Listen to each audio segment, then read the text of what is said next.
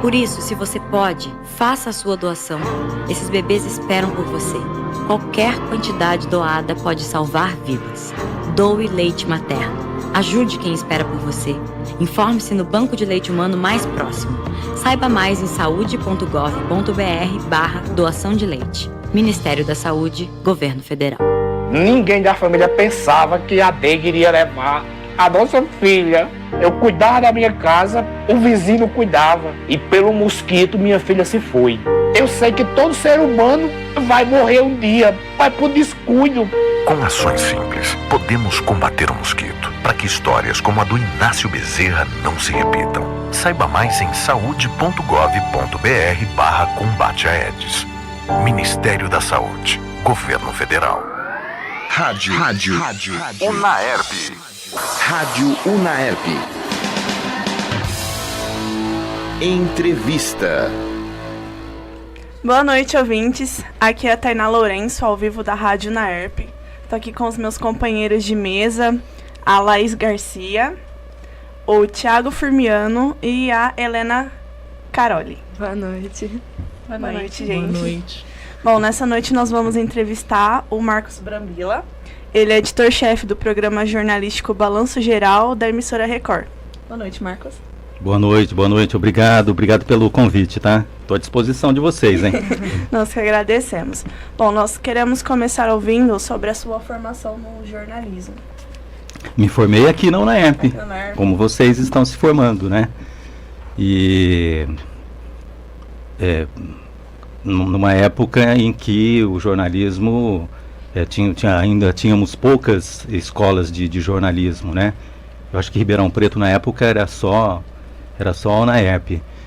E foi uma época legal, tal, formamos profissionais que estão por aí trabalhando até hoje. Que legal. Qual que é a sua experiência no rádio e na televisão? Então, eu comecei no rádio na minha cidade, eu sou de Porto Ferreira, que é aqui pertinho, né, 100 quilômetros daqui. E na mesma época que eu fazia rádio, lá eu estudava aqui na Unaerp à noite. Então trabalhei lá na rádio de Porto Ferreira, depois eu vim para cá, aqui trabalhei inicialmente em rádio, primeiro nas emissoras regionais, que era um grupo de emissoras que tinha aqui, entre elas a Difusora, que vocês devem conhecer, Difusora, a Regional FM e outras emissoras na região. Então aqui em Ribeirão trabalhei inicialmente nesse grupo. Depois eu fui para a Rádio AM, participei de uma equipe legal na Rádio CMN, e depois da Rádio CMN fui trabalhar na Clube, na TV Clube, né, Band, que estava começando com o jornalismo na década de 90, acho que foi 1996 que eles começaram com jornalismo diário e tal, e eu fui para lá, eu fiz parte da primeira equipe, né, da Clube. Depois da Clube fui para a IPTV, sempre como repórter, né, trabalhei na IPTV. E depois da IPTV eu fui para Record, e na Record estou há 11 anos já como editor-chefe de 2 programas. Inicialmente eu fui trabalhar no SP Record e agora eu estou no Balanço Geral. Então sempre antes na Record como repórter e depois na Record como editor. Então você já entrou direto como editor-chefe? Na Record sim, isso. Legal. Próxima pergunta, quem vai? Qual que é a sua função como editor-chefe? Bom, como editor-chefe de um programa, você é que dá as coordenadas todas do programa, né? Você que decide quais as matérias que vão para o ar. É lógico que você acaba não decidindo tudo sozinho, né? Se você tem uma equipe, você vai conversar com aquela equipe. Mas a palavra final é do editor-chefe, do que vai para o ar naquele programa. Então, basicamente é isso. Quer dizer, eu escrevo o jornal, né? Eu chego lá na TV às 8 horas da manhã, me reúno com o meu pessoal, que faz o balanço geral, e a gente discute o que está acontecendo, se está acontecendo algum factual. Então o repórter já está na rua fazendo aquele factual, né? Um acidente, um crime e tal. E enquanto o repórter está lá fazendo isso, a gente já vai discutindo o que nós temos de pauta para o dia, né? Pautas já marcadas. Às vezes, por exemplo, se tem um factual, você tem que derrubar, às vezes, uma pauta marcada, entendeu? Então, inicialmente, a gente discute o que vai para o ar no programa, logo cedo. Só que durante a manhã, tudo pode mudar também, né? E durante o programa, tudo pode mudar também. Por quê? Porque se durante o programa acontecer algum factual, a gente vai ao vivo fazer esse factual. Então, você acaba derrubando outras matérias frias. Tá? Então, inicialmente, a gente pensa no programa logo cedo, vê quais são as pautas do dia, e depois vai desenvolvendo o programa durante a manhã para depois colocar ele no ar. E basicamente é isso. Quer dizer, eu escrevo, né, o programa, eu tenho que escrever, eu tenho que dar as diretrizes todas do programa, o que o apresentador vai falar, por exemplo, a cabeça daquela matéria, daquela reportagem, eu é que escrevo, entendeu? A disposição do jornal é minha, então o Balanço Geral tem 4 blocos, 3 intervalos. Eu é que decido qual a matéria que vai para o ar, qual é a primeira matéria que vai para o ar. Então, geralmente, você decide pela matéria principal do dia, né? Para começar o programa. E assim por diante. Aí você vai distribuindo, então, as reportagens, as matérias, dentro dos 4 blocos que você tem do programa. Legal. Qual a situação mais inusitada que você já passou ao longo da sua carreira jornalística? Com tanto tempo assim de jornalismo, você passa por várias situações, né? Uma delas, eu acho que vocês já devem ter ouvido falar, até conversei com o Tiago sobre isso, que é justamente quando eu acabei sendo preso durante uma reportagem. Eu trabalhava na Clube e tinha visita do governador Mário Covas, que já morreu, e ele estava no HC. A gente foi fazer a cobertura da presença dele no HC, ele estava fazendo uma inauguração, e depois do HC ele ia para o bairro João Rossi. E esse trajeto era a gente acabou fazendo, para chegar mais rápido, pelo anel viário, que na época não era duplicado. Era apenas uma pista vai, outra vem, e não tinha a duplicação que tem hoje. E a gente estava atrasado, porque a gente saiu atrasado do HC, uma grande movimentação de equipes tal, e obviamente que uma autoridade tem preferência, sai na frente, tem batedores tal, que vão levando. E a gente estava meio atrasado. E eu falei para o nosso tinha o motorista e o cinegrafista, né, na frente, e eu sentado atrás do carro. E eu falei para ele andar um pouquinho mais rápido, sabe assim? Não estou dizendo para ninguém correr mais do que deve, não, hein? Tem que seguir, mas obviamente que numa situação dessa você acaba pedindo, tal, vamos um pouquinho mais rápido, tal. E o nosso motorista, ele era muito engraçado, e ele começou a falar umas coisas para mim que eu achei que era uma brincadeira. Aí ele falava assim, tem um carro da polícia atrás da gente. Eu falei, você tá de brincadeira comigo, né? Nem olhei para trás, né? Aí ele continuou, vou resumir a história, senão vai ficar um negócio longo. Aí ele continuou falando assim, Brambila, ele está fazendo sinal de parada. Eles estavam, você imagina, o nosso carro era um Uninho e o carro da polícia era um Fusquinha. Aí ele fazia um sinal de parar. Aí o motorista falou, ele está fazendo um sinal para a gente parar. Aí eu falei, você está de brincadeira, vamos em frente, não vai parar nada não. E eu não olhei para trás. Aí ele falou assim, Brambila, ele tirou a arma para fora. Aí eu falei, tudo bem, então vai, encosta aí. Bom, aí começou uma discussão entre mim e o policial, que era um cabo. Ele falou que eu estava o desacatando, falou que ia me prender, tal. Eu falei, então espera que eu vou pedir para o cinegrafista tirar a câmera do case, da caixa, para filmar isso, né? Já que você vai me prender. E aí virou toda essa confusão, foi uma loucura, tal, enfim. Acabou tudo na delegacia mesmo. O cinegrafista chegou a gravar, Gravou tudo. Eu falei, não, peraí, você não vai colocar o gema antes do cinegrafista pegar a câmera. Aí ele gravou tudo. E inclusive lá na delegacia tal, continuou, enfim. Foi uma loucura, foi uma experiência muito, muito louca mesmo, né? O que vocês fizeram com as gravações depois? Então, mas aí o programa daquele dia foi inteiramente sobre a minha prisão. A gente derrubou tudo. e derrubou todas as outras matérias e foi tudo em cima da minha prisão, né? Que realmente foi o acontecimento do dia, né? Nossa. Legal. E você classifica essa situação também como a mais perigosa ou teve alguma outra que você queira citar como mais perigosa?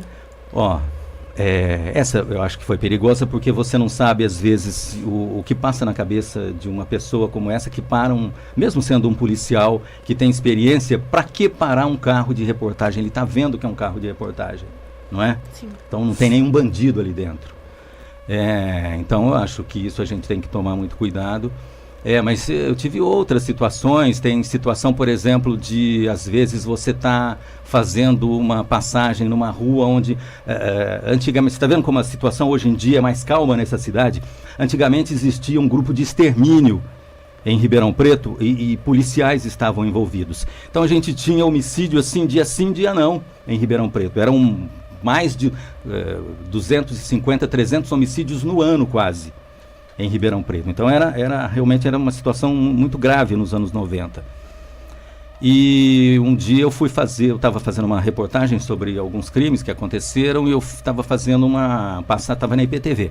Estava fazendo uma passagem numa rua, no Quintino Face 2, e de repente o cinegrafista, eu estava de costas, de frente para o cinegrafista, e o cinegrafista, a gente começou a gravar, e ele falou, vamos sair daqui porque tem um cara armado ali atrás da gente.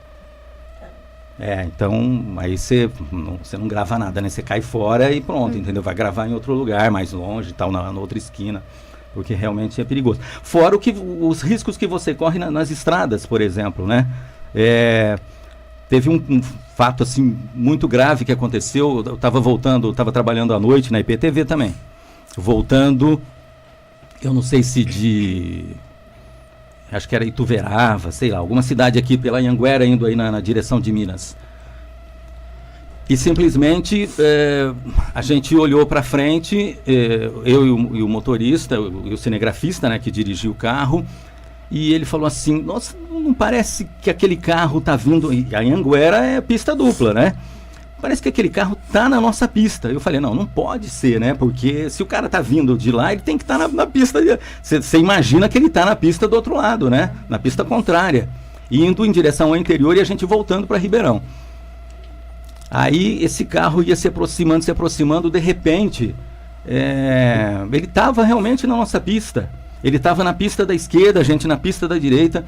Quando ele foi se aproximando, o nosso cinegrafista, que estava dirigindo, o Maurício, ele freou assim de uma forma tão violenta que a gente teve que trocar um dos pneus.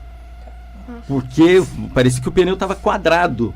E aí você para, aí fica todo mundo, os dois em choque ali parados, né? E o carro, ele não continuou. A hora que ele viu a gente, ele virou, ele entrou num retorno na contramão. Virou, passou na nossa frente e entrou num retorno, na contramão.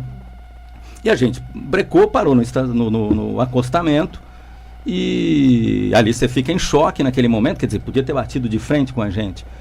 Aí depois você dá uma acalmada tal, vai dar uma olhada, vai sair com o carro, e você percebe que o carro tá todo capenga, né? Você vai ver o pneu tá quadrado, sabe, assim, de tanto que ele freou para não bater no cara. Então, são coisas assim que te marcam, né?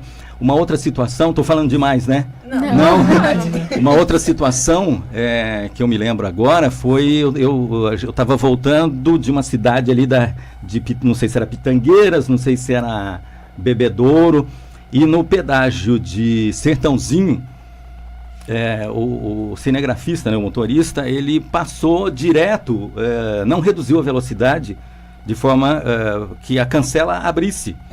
Ele passou, bateu na cancela e fomos embora, né? Quer dizer, aí ele parou um pouco mais na frente e tal.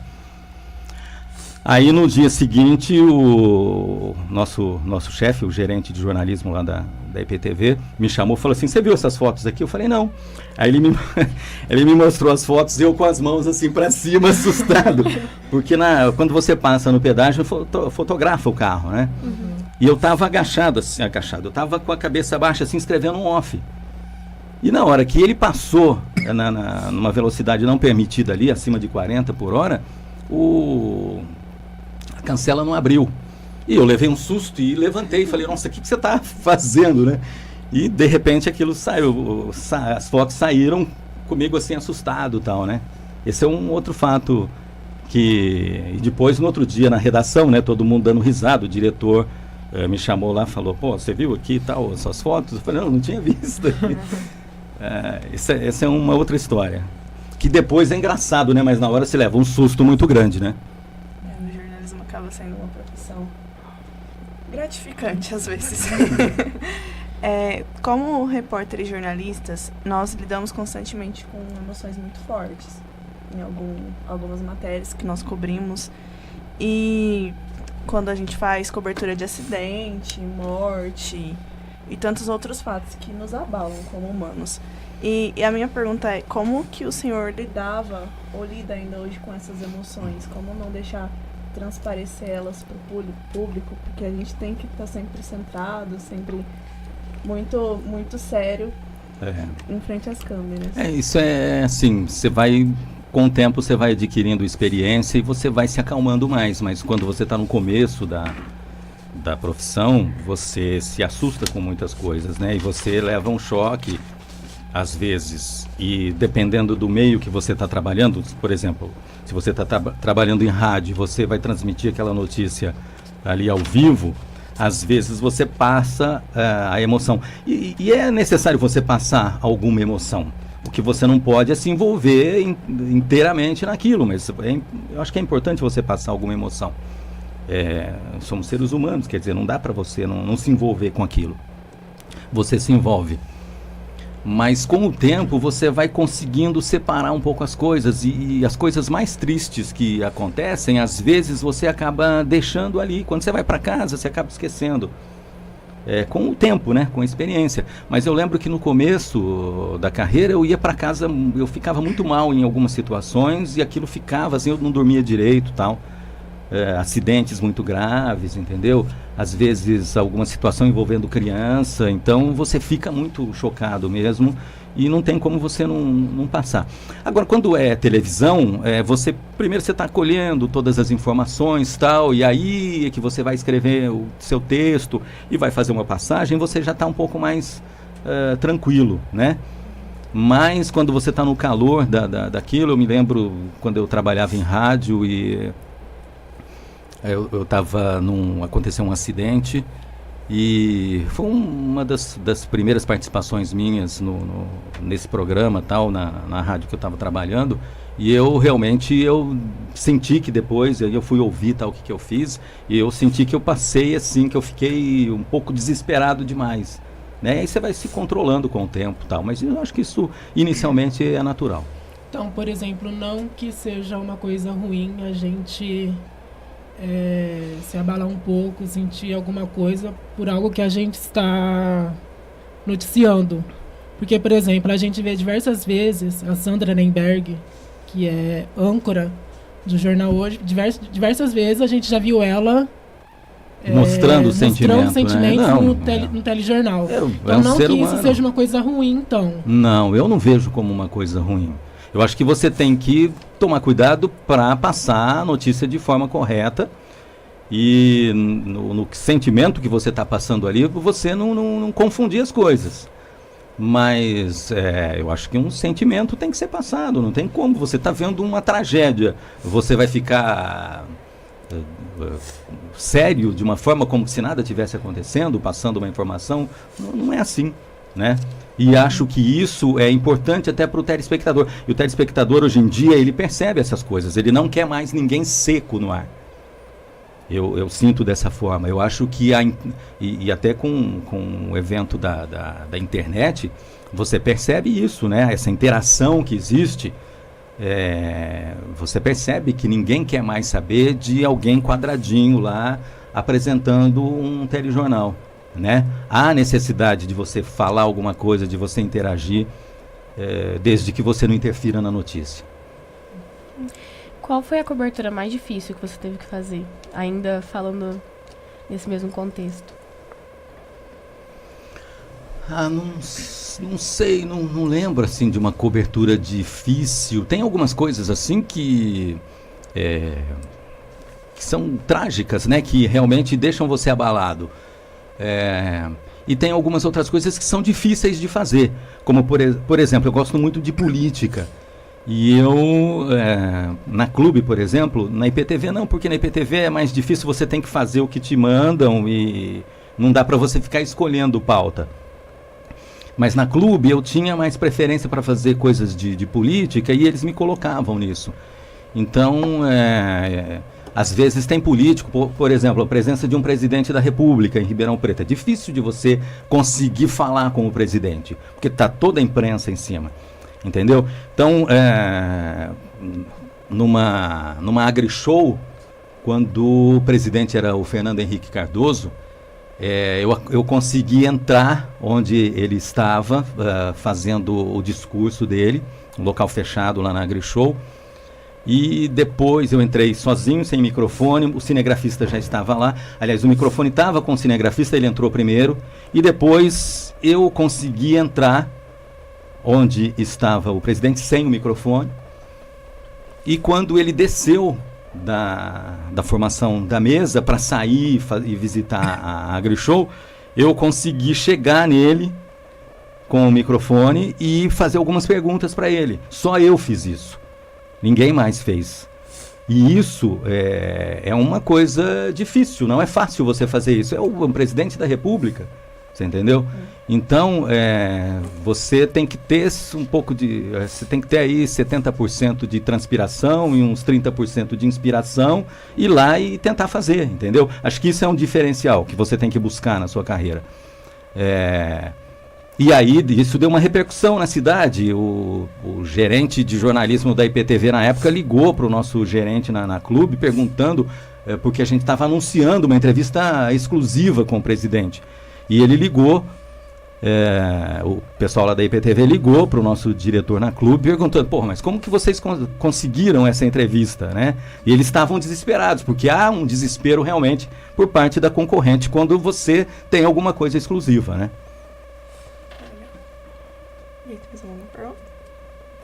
Para você ouvinte que está chegando agora, boa noite. Eu sou a Tainá Lourenço, ao vivo da Rádio Naerp Entrevista. Estão comigo o Thiago Firmiano, a Helena Caroli e a Laís Garcia. Juntos nós entrevistamos o editor-chefe do programa Balanço Geral da emissora Record TV, o Marcos Brambila. Bom, Marcos, nós já falamos sobre a sua formação, a sua trajetória e as suas experiências no jornalismo, que são muito interessantes, inclusive. Agora nós queremos saber sobre o programa Balanço Geral. Como é ser o editor-chefe de um programa que trabalha com notícias factuais e ao vivo? Eu acho que eu gosto disso. Acho que eu estou no programa certo porque eu gosto disso. Eu não gosto... assim, as matérias frias, para mim, elas têm que ser muito bem feitas e o assunto tem que ser muito bom. Porque senão eu pego o meu controle remoto e mudo de canal. Então, se eu faço isso, eu aposto que muitos telespectadores fazem também, não é? Então, por isso que eu prefiro o factual. Eu prefiro o programa ao vivo, o programa quente ali, o que está acontecendo. Eu prefiro notícias factuais. Agora, o factual, você não programa, o factual acontece. Ou acontece ou não acontece. Quer dizer, se não acontecer nada de interessante no dia, você tem que ter alguma coisa já pronta na manga para fazer um programa decente, vamos dizer assim, né? Então, por isso que eu gosto de trabalhar com o factual e quando as coisas acontecem ao vivo, eu acho que é mais gostoso, dá um frisson, dá uma coisa diferente. É lógico que a gente parece assim, né, que o jornalista quer sempre que aconteça alguma coisa trágica para ele ficar feliz. Não é isso, eu nunca quero isso, pelo amor de Deus. Mas as coisas acontecem, infelizmente. E quando elas acontecem, eu acho que você tem que estar ali, fazer ao vivo, mostrar o que está acontecendo. Eu acho que isso é o mais gostoso do jornalismo, inclusive hoje na televisão, né? Antigamente você tinha mais dificuldade para fazer televisão ao vivo, mas hoje é muito fácil. Hoje você tem a possibilidade de usar o que a gente chama de mochilink. Vocês já ouviram falar do mochilink, né? Quer dizer que você transmite pela internet, né? Com um chip, né? De uma operadora qualquer. Então, você pode estar em qualquer lugar, você transmite ali ao vivo, às vezes dá alguma interferência, mas dependendo da interferência é melhor você ter alguma dificuldade na imagem e colocar aquela notícia ao vivo, né, do que jogar aquilo fora, não.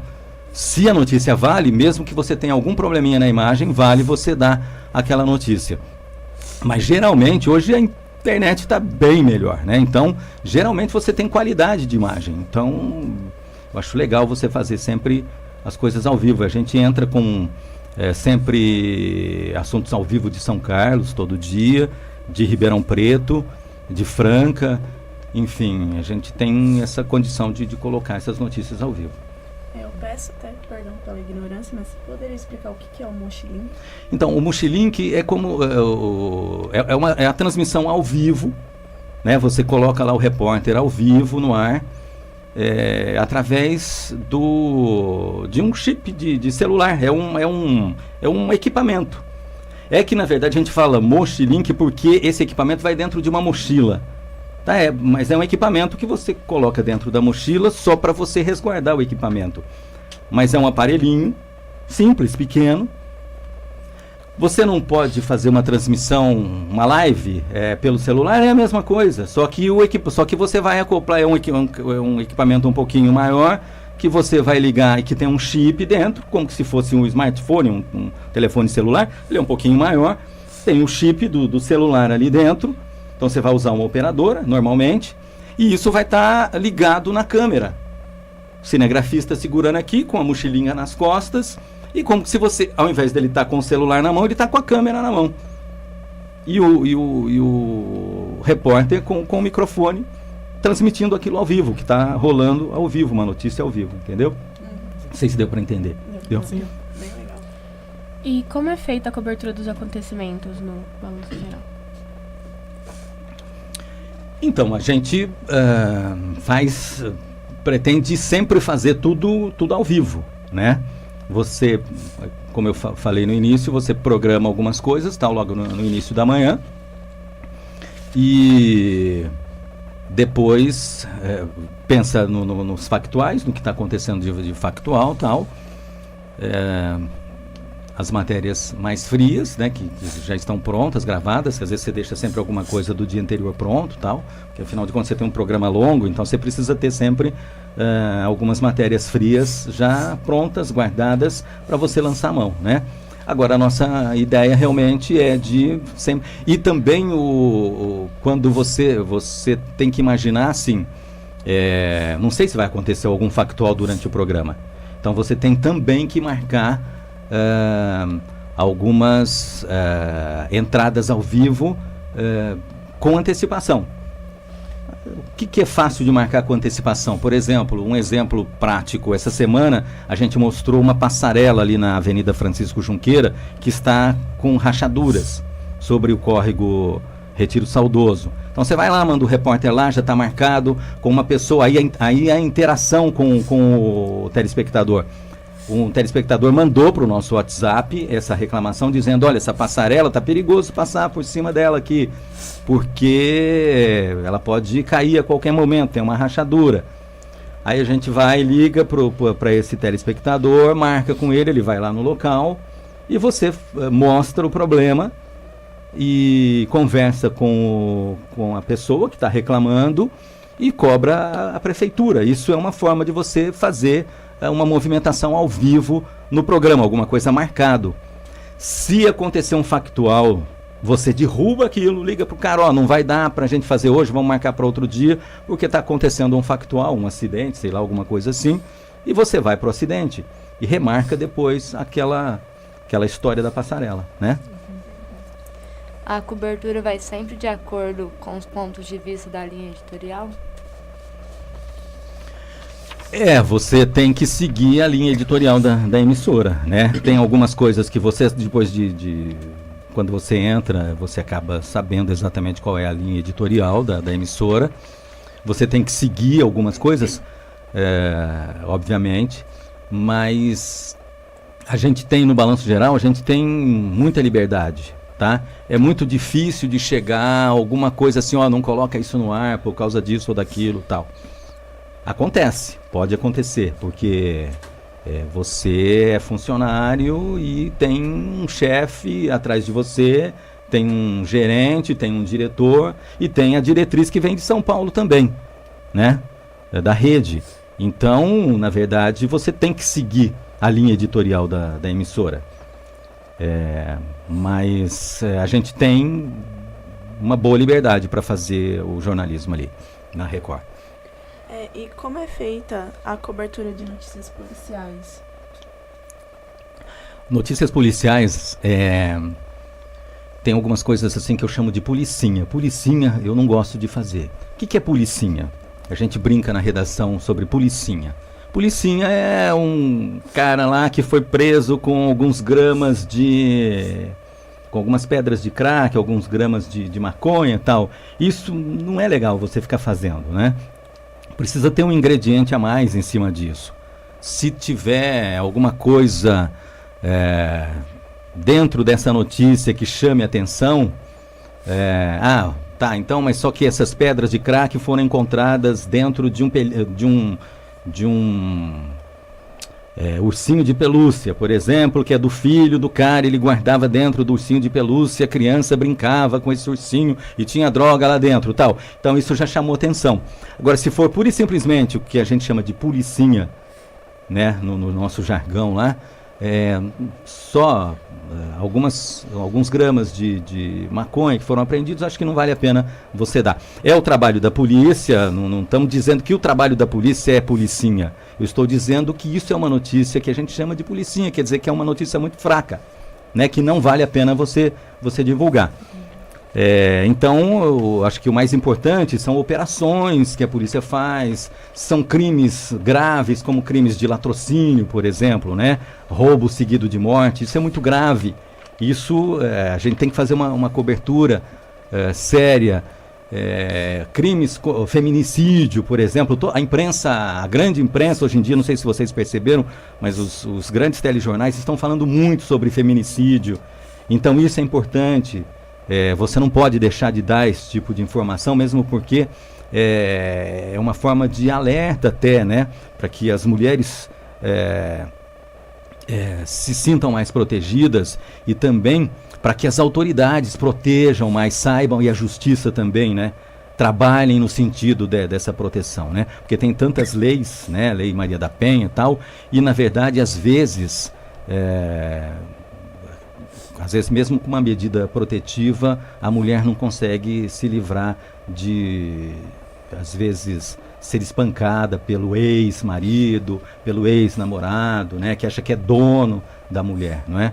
Então, eu acho que esse tipo de notícia a gente tem que dar, porque eu acho que ela tem não só o aspecto factual ali, mas também um fundo social, né? Uma dúvida mais pessoal mesmo, que eu já ouvi bastante comentários, então, como que é a relação da imprensa com a polícia e vice-versa? Já me falaram que não é uma relação muito legal. Às vezes ela não é legal. Você sabe o que acontece?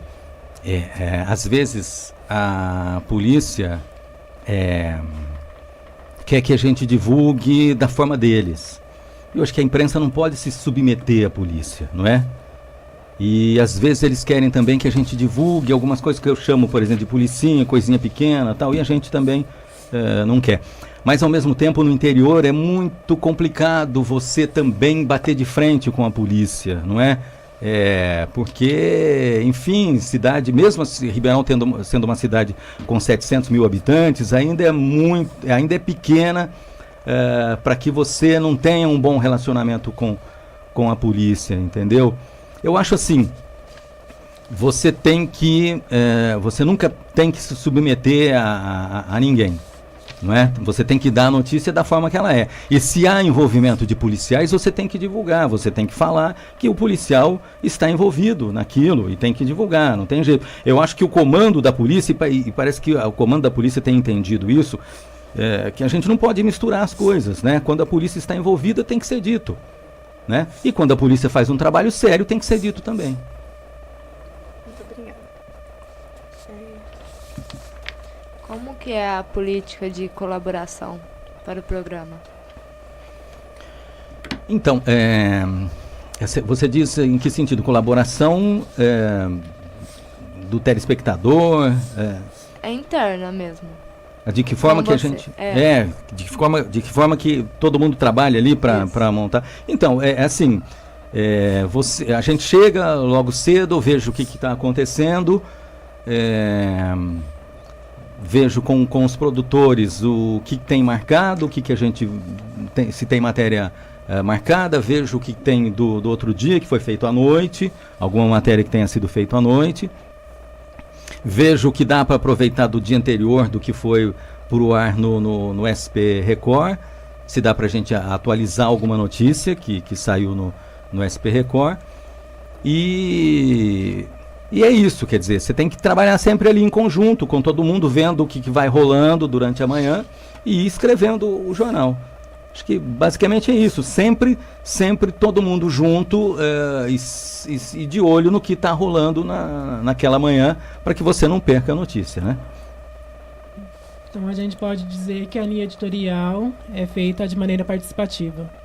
Sim, de maneira participativa. Você tem uma linha editorial ampla, que vem de cima, que vem da direção da emissora em São Paulo. Você tem algumas políticas que são aqui, locais, né? E quando você tem alguma dúvida, você vai ao chefe e pergunta para ele como é que nós vamos tratar aquele assunto, entendeu? Geralmente a gente sabe como tratar o assunto tal, mas se há alguma coisa que você tem alguma dúvida, você vai e pergunta pro chefe, olha, e é esse assunto, como que vamos tratar, tal. Então é isso, basicamente. Agora, lógico, né? Você tem uma linha editorial que você tem que seguir, tal. Tem algumas coisas que você sabe que tem que ser tratadas de uma forma e outras de outra. Enfim, isso acho que é natural em todos os meios de comunicação. Voltando um pouquinho, como que é a política de colaboração com os telespectadores? Isso é legal porque a gente deixa, na verdade, o telefone, o celular, o smartphone na mão do apresentador na hora do programa. E ele vai pedindo a participação. Por exemplo, um assunto que gera polêmica, ele pede a participação do telespectador e chega na hora ali, ele lê na hora o que está pensando o telespectador sobre aquele assunto. Antes a gente baixa tudo que foi mandado para a gente e dá uma olhada e vê o que a gente pode usar. Por exemplo, uma reclamação. A gente tem um quadro que a gente chama de selfie-reportagem. É o que o telespectador manda para a gente, ele narrando, né? De repente ele pega lá o celularzinho dele e mostra um buraco na rua dele que ele não aguenta mais, que faz, sei lá, 1 ano que está lá o buraco, que a prefeitura não fecha aquele buraco. Então ele vai lá, olha, o Rodrigo Pagliani, eu estou mandando aqui para vocês da Record essa gravação, olha o buraco na rua da minha casa, tal, queria que a prefeitura resolvesse esse problema, tal. E a gente entra antes com uma vinhetinha, que a gente chama de vinhetinha, que é do chamando a selfie-reportagem. E aí entra aquela selfie-reportagem. Tem pessoas que mandam só fotos, aí você faz uma nota com que a gente chama uma nota com imagens. Então tem essa participação do telespectador com o nosso WhatsApp. E além disso que a gente programa já logo cedo, né, essas reclamações que a gente recebe, e aí você vai até a prefeitura das cidades, tal, da região, e pede a resposta. Além disso, então tem o celular na mão também do apresentador na hora, vendo como que está sendo a participação do telespectador. Legal. As redes sociais, como o Facebook, têm mostrado uma crescente onda de descrédito à imprensa. A Record tem sido afetada por essa desconfiança? Eu não digo que tem sido afetada, eu acho que redes sociais você não pode confiar integralmente, não é? Você tem que checar. Tudo que você recebe, mesmo no WhatsApp que a gente recebe ali, você vai checar aquela informação. Às vezes chega alguma informação que você precisa checar, não é? Então, e nas redes sociais a mesma coisa. E a gente tem muita coisa de rede social que a gente consegue, através da rede social, levar como notícia. Só que você tem que checar aquilo, né? Às vezes sai no Facebook, no Instagram, a notícia e tal. Você vai, checa, vê se realmente vale a pena.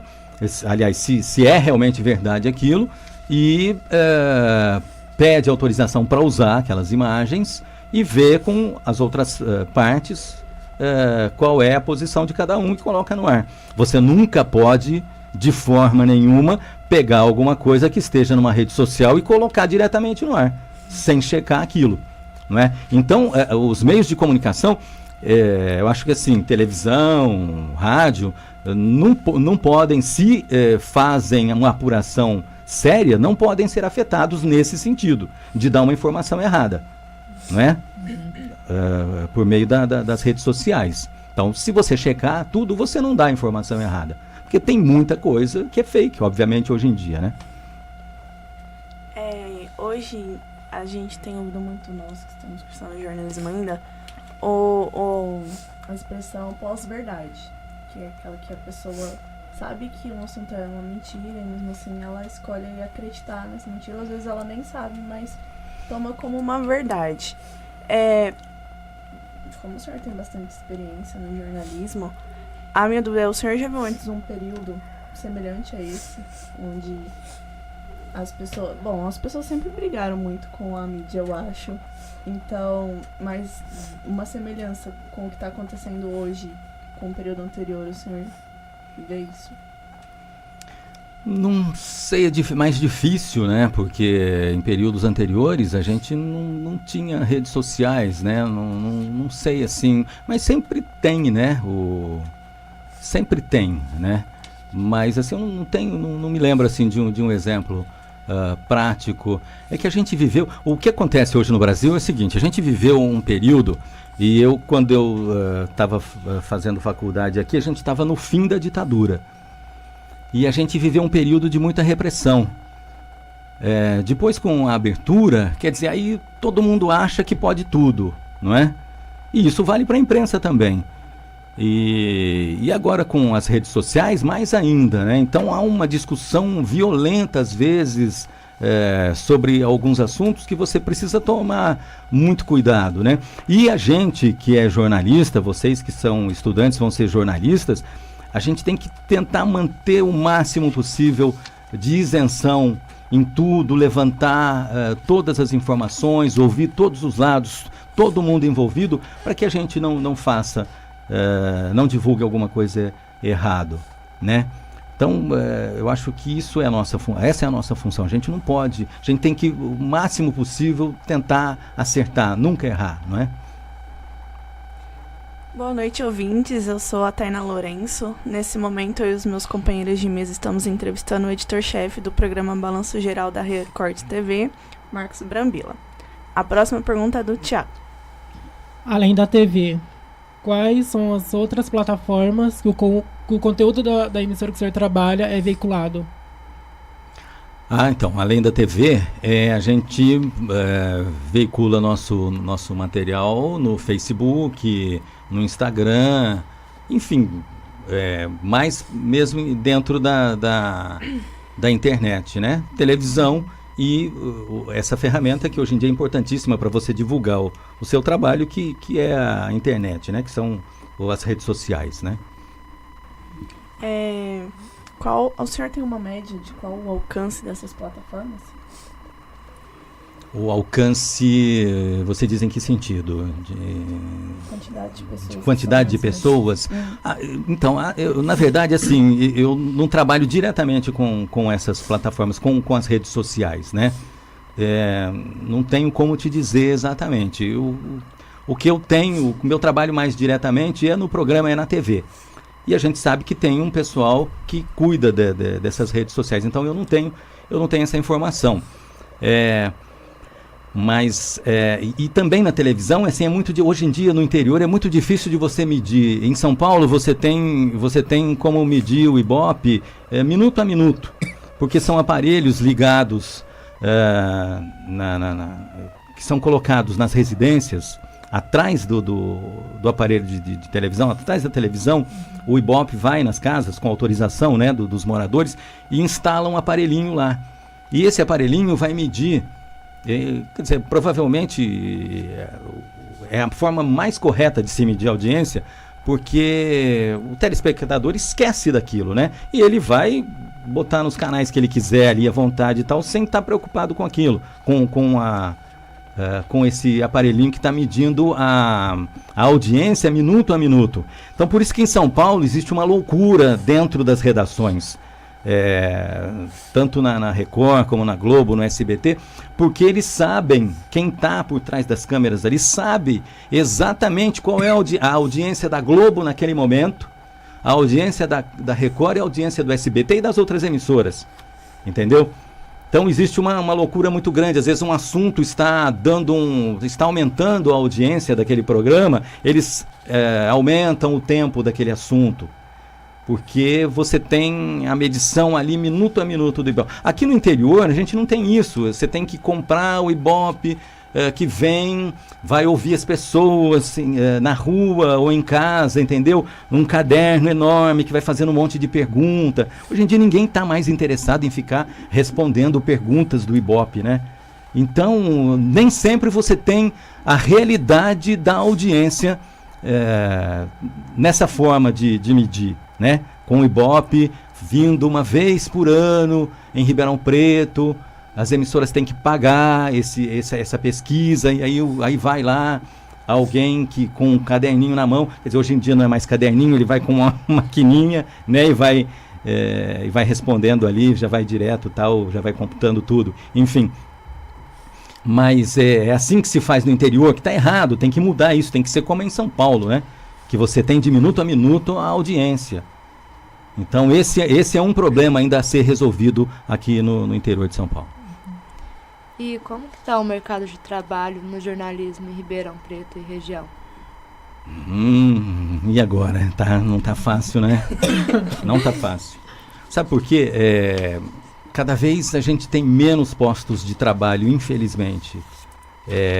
E isso tudo está ligado também à situação do país, né? Nós estamos vivendo uma recessão já faz muito tempo. Enquanto a Europa e os Estados Unidos estavam crescendo há alguns anos atrás, o Brasil estava numa recessão que já dura, 6, 7 anos. Nós estamos numa recessão há muito tempo, né? Desde do início do segundo governo da Dilma Rousseff. E a situação do país, obviamente, que se reflete no mercado de trabalho, não só para jornalistas, como para todos os outros profissionais. Agora, a gente sofre bastante, porque a gente tem notícia, vocês devem saber disso, de postos de trabalho que foram fechados na IPTV recentemente, alguns postos que foram fechados na Record. Enfim, isso é dramático para a nossa profissão, mas estamos aí, né? A gente tem que continuar. Agora, uma pergunta que interessa mais a gente. Como que é feito o processo de seleção de estagiários e profissionais na Record? Processo de seleção? Não sou eu, infelizmente não sou eu que faço o processo de seleção. Mas quando há necessidade de algum estagiário, por exemplo, a Record tinha... Eu não sei nem se eu posso falar essas coisas. A Record tinha 4 estagiários, hoje tem 2. Entendeu? Veja só que situação. Então, geralmente o nosso chefe de jornalismo, ele, quando está precisando, ele recebe algumas informações, alguns estudantes que já mandam currículo para ele. Ele pede algumas informações também para pessoas que ele conhece e tal. E aí ele faz a seleção. Exatamente como ele faz a seleção, eu não sei, porque é uma função dele, né? Não é uma função minha. Mas eu sei que ele usa esses critérios. Ele recebe currículos, né? Ele recebe indicações, ele provavelmente pergunta aqui para o Gil, para a Flávia Martelli, enfim, para outras escolas também de comunicação.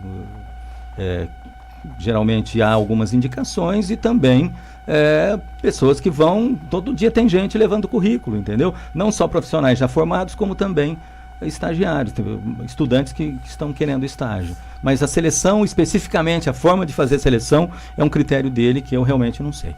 Ok. Bom, infelizmente, nosso tempo acabou. Já acabou? Já. Tava bem legal. Mas muito obrigada pela disposição de você estar aqui com a gente, contando sobre a Eu sua que agradeço. vida, sobre a sua carreira. Foi de grande valor para nós. Muito obrigada mesmo. Tá bom, obrigado. Eu que agradeço, viu? Você acabou de acompanhar a Rádio Unaerp Entrevista com o editor-chefe do programa Balanço Geral da Record TV, o Marcos Brambila. Estiveram comigo o Thiago Formiano, a Laís Garcia e a Helena Caroli. Eu sou a Tainá Lourenço. Continue com a programação da Rádio Unaerp. Uma boa noite. Rádio Unaerp. Entrevista.